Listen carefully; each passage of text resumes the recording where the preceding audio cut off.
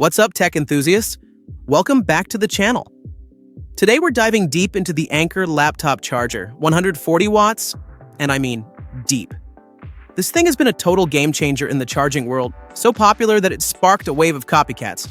It supports PD 3.1, features a high-res display, and packs 4 charging ports. But does it live up to the hype? We're gonna torture test this thing and find out. And if you're new here and you love in-depth, no BS tech reviews, smash that subscribe button. You're gonna want to stick around for this one. All right, timestamps are in the description below if you want to jump to specific tests. Let's get into it. Right out of the box, you get the charger itself and a 5-foot braided USB-C cable. This cable can handle up to 240 watts and feels premium. It's gonna last you a long time. Design-wise, the body has this nice matte coating that feels great in hand. But here's the star of the show. Check out that crisp display on top. This screen cycles through 4 different views: total wattage output, real-time power for each port, temperature monitoring, and cumulative usage time. The display is super clear and the touch response is incredibly smooth. Just a light tap and it switches instantly. You can see how responsive it is here. For ports, we've got 3 USB-C and 1 USB-A. C1 and C2 support PD 3.1 at 140 watts. C3 maxes out at 40 watts, and the USB-A port delivers 33 watts. As you can see in this size comparison with a Lenovo 140-watt charger, Anker kept things pretty compact. This is model A2697, supports 110 volts to 220 volts worldwide voltage, and weighs in at 9.6 ounces. That's the overview. Now let's dive into the hardcore compatibility testing. Protocol testing: C1 and C2 share the same protocols: DCP, QC5, Samsung AFC. PD triggers show 5 fixed, PDOs 2 PPS, and 1 AVS. Fixed goes up to 140 watts. PPS does 5 to 11 volts over 5 amps and 4.5 to 20 volts over 5 amps. AVS handles 15 to 28 volts over 5 amps. As you can see on the protocol tester here, C3 port shows DCP, Samsung AFC, 33 watts UFCS, and 23 watts SCP. PD triggers display 4 fixed PDOs and 1 PPS, maxing at 40 watts, with PPS at 5 to 11 volts over 3.6 amps. USB-A supports 33 watts. UFCS, QC, 3+, 23 watts SCP, and Samsung AFC. Great protocol layout here. Lower power SCP on C3 and USB-A means excellent compatibility with Honor phones. Real-world charging tests. First up, fixed PDOPD protocol with a PD 3.1 power bank. Check this out. C1/C2 successfully trigger the 28-volt tier, negotiating around 132 watts. C3 still delivers a solid 39 watts. This means full compatibility with Apple's ecosystem: iPhones, MacBooks, you name it. For PPS testing with the Honor 200i, QOONEO10. Both support 100 watts PPS. Honor 200 successfully triggers max 100 watts. Supercharge on C1/C2 with turbo mode enabled. At low battery, peak power hits 78 watts, as you can see here. C3, due to SCP, only triggers 23 watt supercharge at around 20 watts actual. Switching to the iQOONEO10, C1/C2 still negotiate 100 watts PPS, peaking at 83 watts with low battery. For proprietary fast charging, testing with OnePlus Ace 3V confirmed 25 watt UFCS protocol negotiation, actual charging at 24 watts. Multi-port distribution.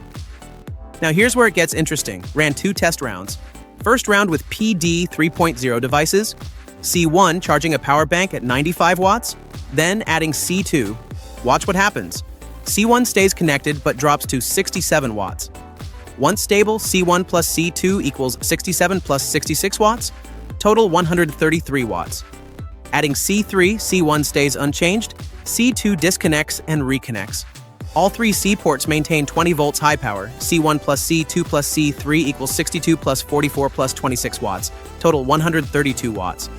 Finally, all 4 ports on. When USB-A connects, C1/C2 unchanged, C3 disconnects. C1/C2 stay high power, while C3 and USB-A drop to 5 volts slow charge. 62 plus 43 plus 15 plus 11 watts equals 131 watts total. You can see the power distribution on screen right now.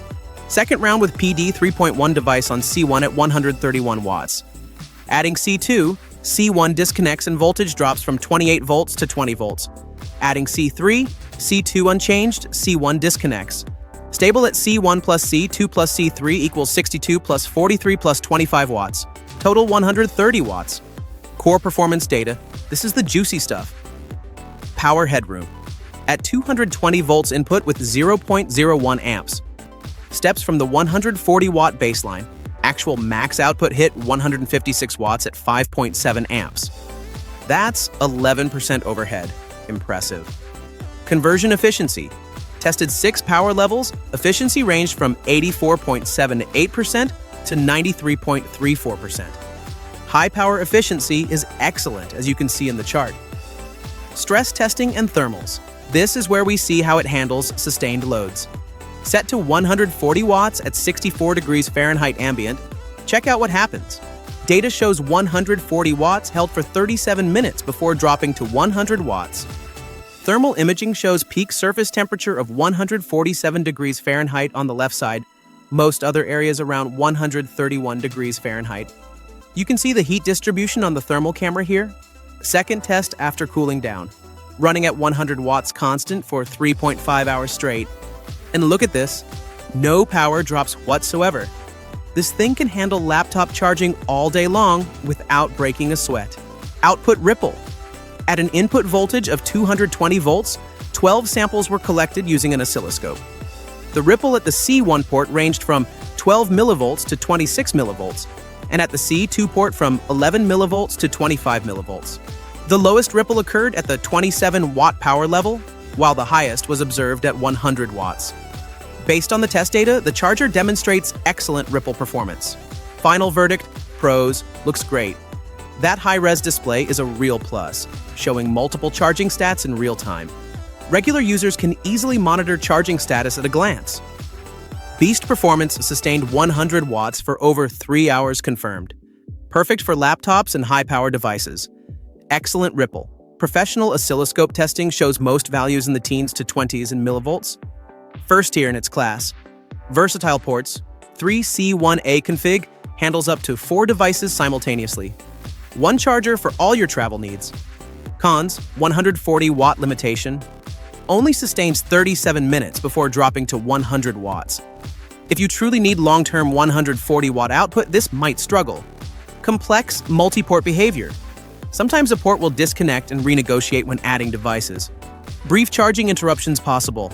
Weight and size, at 9.6 ounces, it's well controlled for 140 watts. But if you're after ultra portable, it might feel a bit hefty. Bottom line, the Anker laptop charger, 140 watts, is perfect for multi-device users who want real-time charging info and primarily operate at 100 watts or below. If you need sustained 140 watts or have stricter multi-port requirements, stay tuned. Next episode, I'll be testing other high-powered chargers from different brands to see if we can find your perfect match. That's it for today's hardcore review. What do you think of the Anker laptop charger, 140 watts? Drop your thoughts in the comments below. Let's discuss. And if you found this helpful, smash that like button and subscribe for more in-depth tech reviews. We've got more charger showdowns coming soon. Catch you in the next one.